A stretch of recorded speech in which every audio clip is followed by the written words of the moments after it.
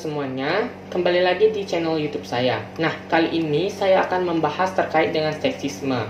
Mengapa saya membahas tentang seksisme? Meskipun saya baru mencari tahu lebih dalam terkait dengan definisi-definisi yang menjelaskan tentang seksisme itu sendiri, namun bukan menutup kemungkinan, meskipun diri kita baru mengetahuinya, kita tidak mau meng-share atau membagi hal-hal baru yang kita ketahui tersebut. Karena Thomas Dewar pernah berkata, jika kamu pikir kamu tahu semuanya, kamu kehilangan sesuatu. Sehingga lebih baik memberitahu orang lain apa yang kamu baru ketahui daripada memendamnya sendiri. Nah, balik ke pembahasan, sebenarnya apa itu seksisme? Menurut penjelasan dari Cambridge Dictionary, sexism is action based on the real belief that the member of one sex less intelligent, able, skillful than the member of the other sex, especially that women are less able than men. Jadi, seksisme itu berhubungan dengan kepercayaan di masyarakat bahwa ada kodrat bagaimana perempuan dan laki-laki seharusnya. Dan buat mereka, kodrat ini sangat fundamental. Nah, dari beberapa sumber yang saya baca, baik dari definisi pendapat para ahli maupun sumber-sumber yang seperti saya jelaskan di penjelasan sebelumnya, saya menyimpulkannya bahwa seksisme itu adalah suatu bentuk tindakan atau prasangka yang didasarkan atas gender. Dan seksisme ini kalau dilihat maupun diamati lebih dalam mengarah atau ditujukan pada wanita, sehingga dengan kata lain, seksisme ini akan menimbulkan dampak yang negatif atau penilaian yang negatif terhadap perempuan. Mengapa demikian hal tersebut terjadi? Tidak usah mengambil pusing tujuh keliling mengapa perempuan atau wanita selalu menjadi objek untuk menilai sesuatu. Karena dari beberapa penjelasan yang saya dapat pada mata kuliah politik gender dan multikulturalisme yang diampu oleh salah satu dosen favorit saya di kampus, yakni Bu Irma dan Bang Fredrik, mengapa perempuan selalu menjadi objek untuk penilaian sesuatu dan laki-laki jarang terlibat akan hal-hal demikian. Nah, faktor pertama karena wanita atau perempuan cenderung dianggap lemah baik dari pemikiran atau stereotip kaum laki-laki dan juga pemikiran ataupun stereotip kaum perempuan sendiri.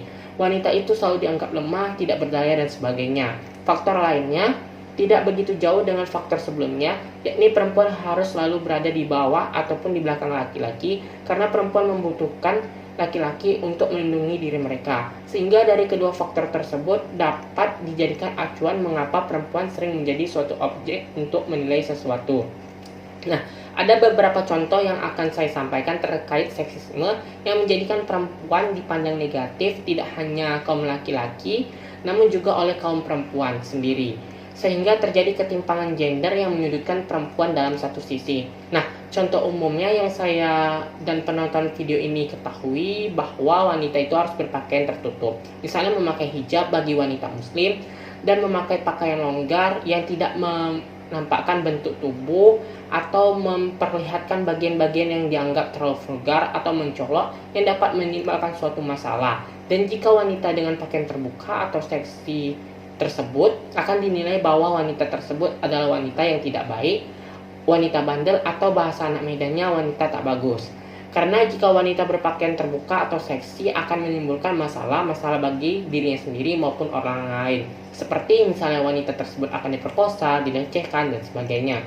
Namun saya tidak setuju dengan hal tersebut karena saya menganggap bahwa baju seksi ataupun terbuka tidak dapat dijadikan sebagai penilaian terhadap seseorang. Karena tidak semuanya wanita dengan pakaian seksi merupakan wanita bandel, nakal, dan sebagainya. Nah, mengapa laki-laki yang hanya memakai kaos singlet bahkan tidak memakai seutas benang sama sekali di bagian atas tubuhnya atau bertelanjang dada tidak dikatakan sebagai laki-laki bandel ataupun semacamnya? Mungkin penonton dapat mencari tahu sendiri mengapa hal tersebut terjadi. Nah, contoh selanjutnya ialah wanita itu harus berbicara yang lembut dengan vocabulary atau tata bahasa yang baik dan tidak kasar. Dan yang paling penting, jika wanita berbicara harus menggunakan nada yang rendah, tidak perlu kuat-kuat ataupun berteriak. Nah, sebenarnya banyak contoh-contoh yang dapat dikaitkan dengan definisi seksisme itu sendiri, di mana perempuan dipandang negatif di masyarakat. Namun mengingat durasi video yang tidak panjang, mungkin penonton yang melihat video ini dapat mencari tahunya lebih dalam lagi. Bisa dilihat atau diamati di kehidupan sehari-hari.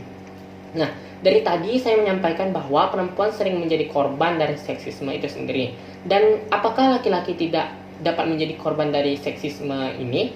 Nah, jawaban itu singkat saja. Ya, laki-laki juga dapat menjadi korban dari seksisme.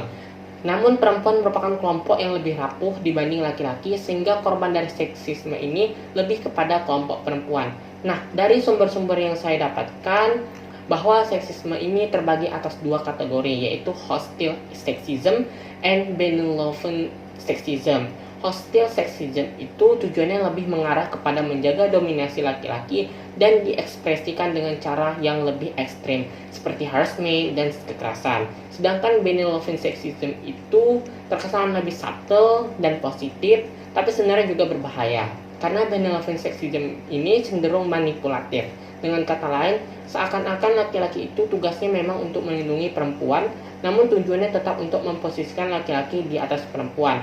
Dan biasanya orang-orang yang berpikiran seksis akan melihat perempuan itu sebagai orang yang tidak kompeten, hanya di belakang laki-laki, dan tidak mampu jika tidak ada laki-laki, dan sebagainya. Sedangkan orang-orang yang berpikiran seksism akan melihat laki-laki sebagai sosok superior dan akan memperlakukan perempuan seperti menggurui. Mungkin sudah sampai ke bagian akhir video dan saya rasa cukup penjelasan kali ini terkait dengan seksisme, di mana tadi saya menjelaskan apa itu seksisme, contoh seksisme yang mengakibatkan terjadinya ketimpangan gender, jenis ataupun kategori seksisme, dan pandangan dari orang-orang yang berpikiran seksisme. Untuk menutup video ini, saya akan menyampaikan sepenggal kata dari penyanyi wanita terkenal di dunia yang juga terus menggalakkan tentang kesetaraan gender, yaitu Ariana Grande, di mana ia berkata, "Aku bosan hidup di dunia, di mana perempuan sebagian besar disebut sebagai masa lalu atau di masa yang mendatang akan menjadi milik seseorang. Faktanya, aku bukan milik siapapun kecuali diriku sendiri, dan begitu juga kamu." Terima kasih telah menonton. Jika suka bisa tekan tombol like, share, and subscribe, dan semoga bermanfaat.